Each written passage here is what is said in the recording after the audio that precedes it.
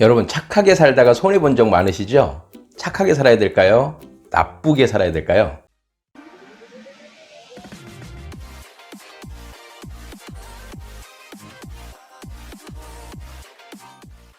여러분 안녕하십니까? 사람을 살리는 말하기 양재규 알통스피치 양재규 원장입니다. 착하게 살아야 될까요? 나쁘게 살아야 될까요?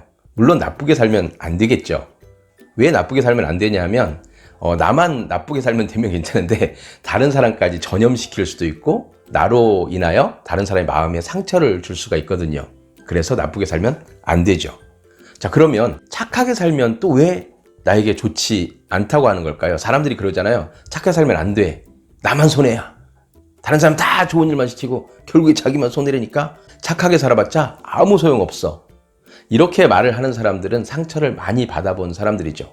사람들과 관계 속에서 상처받고 그것이 해결되지 않은 사람들은 그렇게 말들을 하곤 합니다. 그런데 많은 사람들이 상처받지 않고 살아온 사람들은 그리 많지 않을 것입니다. 사람에 대한 이야기는 그렇게 좋은 말들이 많지 않은 것이 또한 사실입니다.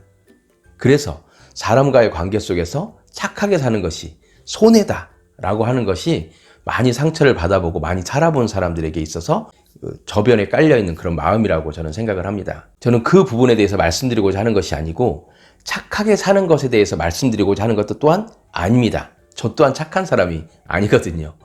착하게 사는 것 좋습니다. 그런데 그 착함으로 인해서 자기 자신이 사라질까? 그것을 두려워해야 된다는 것입니다. 자기 자신의 생각이 없어지고 자기 자신의 의지가 사라지는 그런 일들이 발생한다는 것입니다. 그렇게 되면 진짜 자기를 사랑하고 주체적으로 살아가야 되는 그런 자신의 모습이 없어지게 되는 것입니다. 착한 사람들에게는 주위에 이런 사람들이 또한 있을 수 있습니다. 그 착함을 이용하는 사람들. 착한 사람은 죄가 없습니다. 착한 사람은 아무 문제가 없습니다. 그런데 그 착함을 이용하는 사람들이 문제인 것입니다. 그 착함을 이용해서 자신의 이익, 그리고 자신의 편안함, 그리고 자신의 생각을 관철시키려고 하는 것이 문제인 것입니다. 착한 사람들은 자기가 어떤 행동을 하고 그 사람의 말을 순종하고 따름으로써 자신은 사랑받고 있다고 생각하고 그것이 남에게 베품으로써 내가 잘 살아가고 있다고 생각을 합니다. 그런데 그것을 받는 사람은 이 사람이 내가 말하니까 잘 듣네? 내가 말하니까 잘 따라오네? 라고 하면서 어느 순간 이 사람과의 두 사람과의 관계는 거의 주종관계 같은 느낌? 내가 말하면 너는 따르고 또 따름으로써 불편한 것이 아니라 마음은 조금 불편해도 내가 또한 이 사람에게 헌신하고 사랑받았다 라고 하는 그런 느낌? 그것을 계속 주거니 받거니 하는 것이 되는 것입니다. 그러면 건강하지 않은 관계가 형성되죠. 순종하면서 사랑받았다고 생각하는 사람은 어느 순간부터 어느 몸이 아프거나 마음이 아픔으로써 괴롭고 서럽고 억울한 그런 일들을 계속 답답한 마음들을 가지고 살게 됩니다. 또한 그것을 이용한 사람은 어느 순간 이 사람이 자신의 말을 듣지 않을 때 뭐지? 왜 내 말을 안 듣지? 라고 하면서 그것에 또한 스트레스를 받곤 합니다.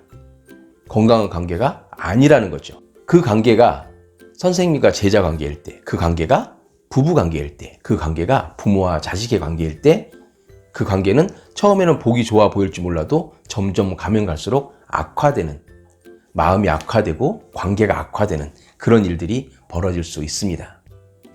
자, 그러면 그것을 해결하는 방법은 무엇일까요? 착한 것, 절대 나쁜 것이 아닙니다. 사람을 배려하고 따뜻한 마음을 전해주는 것 절대 나쁜 것이 아닙니다. 나를 돌보지 않고 다른 사람들을 돌보는 것 절대 나쁜 것이 아닙니다.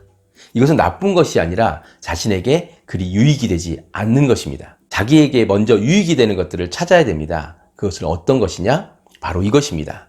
내가 좋고 싫고를 분명하게 하는 것입니다. 내가 좋고 싫고를 분명하게 할 때 다른 사람은 저 사람 저게 좋구나, 저 사람 저게 싫구나 라고 하는 것을 인식하게 되죠. 그런데 그것을 인식하지 못할 때에는 그냥 내가 말하는 것을 좋다 그러는 거예요.